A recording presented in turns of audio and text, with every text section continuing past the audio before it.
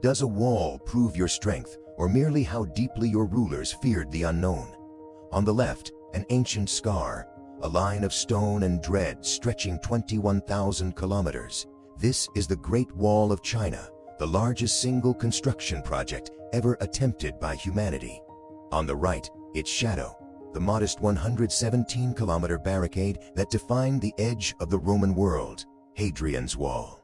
Two walls. One is a terrifying, impossible geological feature built from the bones and ambition of 1 million men. They had one desperate goal: to define the edge of civilization. For centuries, the concept of a border was fluid. For the Chinese Empire, the northern edge was not a line on a map. It was a nightmare. It was the difference between the settled, cultivated life of the Central Plains and the terrifying, infinite emptiness of the northern steppes. This is where nomadic horsemen, swift as the wind, appeared like a tidal wave and vanished just as fast. This fear led to a chaotic, desperate response. While the Romans built their single, solid stone line under Hadrian, a unified, singular statement, the Chinese built 1,000 different whispered fears. Fragile walls of tamped earth, isolated wooden palisades, and lonely forts were scattered across the frontier. It was fragmented, easy to breach, and ultimately useless. Then came the man who named a country, Huang, the first emperor. He didn't just unify the rules and the roads, he decided to unify fear itself. He saw the disconnected defenses and declared them a weakness. He would forge all those desperate whispers into a single screaming creature, the Great Wall. The scale of this ambition is incomprehensible. He pushed millions of subjects north, soldiers, farmers, and prisoners, into the extreme freezing mountains. The mandate was simple: build a line that tells the world this empire's border cannot be touched. While Hadrian's Wall largely used local Roman garrisons and laborers, this Chinese project was a tool of state terror. It was forced labor on an industrial scale. They weren't building a wall, they were becoming part of it. The wall was a monument to political ambition, a line drawn in blood, a message stamped on the very earth. But keeping enemies out was only half of the wall's terrible genius. Its secondary function was far more sinister, and it had everything to do with keeping the emperor's own people in. The labor was brutal, primitive, no modern machinery, just muscle, rope, and primitive sleds forming a living chain to drag tons of stone and earth across impossibly high peaks.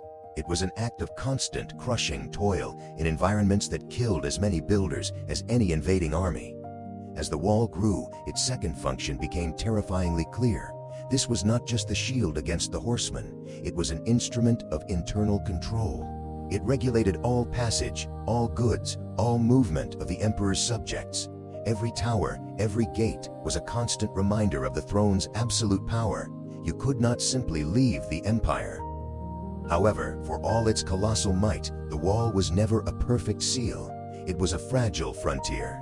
Incursions continued. Horsemen would simply bribe a guard, or exploit an opening, or wait for the dead of winter when the rivers froze, turning the moat of ice into a highway. But the watchtowers offered a brilliant, sophisticated edge. They were isolated garrisons, yes, but they were also a communications network that defined the speed of war. One fire signaled a simple sighting, 2 fires meant greater danger, and 3 fires across the night meant a full, serious threat. News of an attack could travel faster than any horse across the entire northern frontier. The ultimate irony is that the very people the wall was built to exclude, the steppe horsemen, would eventually breach the gates. They would conquer the empire and then use the wall itself to protect their own new dynasty. Over the centuries, the dynasties changed, and so did the wall. Some sections were neglected, decaying back into the earth, while others were reinforced with iconic burnt brick masonry, drainage systems, and emplacements for new firearms. The legend of its human cost became inseparable from the structure itself. The popular belief that the wall was built on the bones of the laborers, the millions who died building it, may be an exaggeration, but the human sacrifice was undeniably real. It is the sum of countless unknown, unremembered lives. And speaking of myths, let's address the biggest one, the repeated phrase that the Great Wall is the only human work visible from space with the naked eye. This is patently false. Astronauts confirm the truth. From Earth's orbit, the wall is thin, blending into the landscape and almost impossible to discern with perfect conditions. Its true strength is not in a distant view from space. Its strength is here, on the ground, in the towering stones, the restored tourist sites, and the neglected ruins that snake through the mountains. It is a monument of fear, ambition, and sacrifice. It is the defining line of a civilization that looked out at the world and asked a simple, desperate question.